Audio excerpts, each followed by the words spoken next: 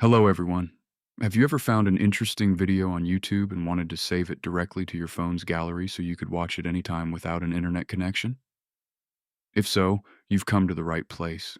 You've probably already watched some videos on this topic and noticed that they don't really show what the title promises. They demonstrate something completely different, and they never mention YouTube's hidden feature. In general, you can download videos, but they don't appear in your gallery. In this video, I'll show you how to quickly and easily save YouTube videos directly to your phone's gallery. So make sure you don't miss an important detail that many users don't know about. The YouTube app itself has a download button. The video gets downloaded and can be watched offline, but you can only play it inside the YouTube app. What does that mean? It means the video is already saved on your phone, but it's hidden. Now we'll find this hidden folder and make sure the video appears in your gallery.